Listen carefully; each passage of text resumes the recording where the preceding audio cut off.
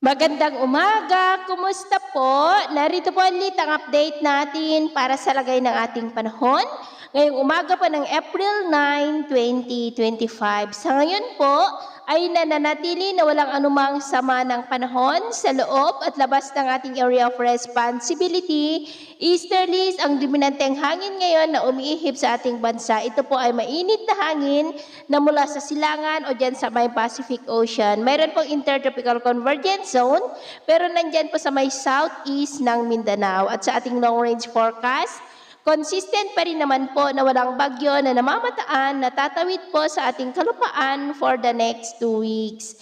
At sa lagay ng ating panahon, ngayong madaling araw ay maayos ang panahon sa malaking bahagi ng bansa, maliban sa mga tsansa ng mga isolated rain sa ilang bahagi ng La Union, Alaminos, Aurora, Infanta, ilang bahagi ng Palawan, Estancia, Ajuy, Aklan, Capiz, Escalante, Cadiz, Escalante, Sorsogon, Cebu, Eastern Samar, Leyte, ilang bahagi ng Bohol, Dinagat Island, Siargao, Surigao del Sur, Zamboanga at Sulu Archipelago.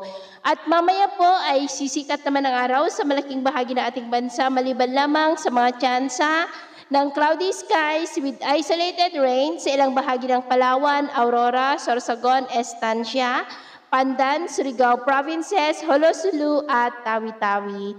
At mamayang hapon, maayos na panahon pa rin ang asahan sa malaking bahagi ng ating bansa maliban lamang sa mga tsansa ng cloudy skies with isolated rain sa ilang bahagi ng La Union, Cordillera, ilang bahagi ng Pangasinan, Palawan, Aklan, Masbate, Sulu Archipelago, Zamboanga Peninsula at Sarangani. Kaya kung lalabas tayo sa ating mga tahanan, ugaliin lamang po natin lagi ang magdala ng kahit anong panangga natin sa init ng araw at proteksyon na rin po sa mga biglaang buhos ng ulan. At sa atin naman pong mga baybayin, wala naman po tayong nakataas na namang gale warning signals, pero ba yung pag-ingat lamang po kung papalaot tayo para po mas makaiwas sa mga sakunang pangkaragatan. So yun po rin latest update natin sa araw na ito. At ako po muli si James na nagsasabing sa kahit anong pagsubok po na darating sa ating buhay, huwag na po tayong mawawalan ng pag-asa. Thank you and God bless!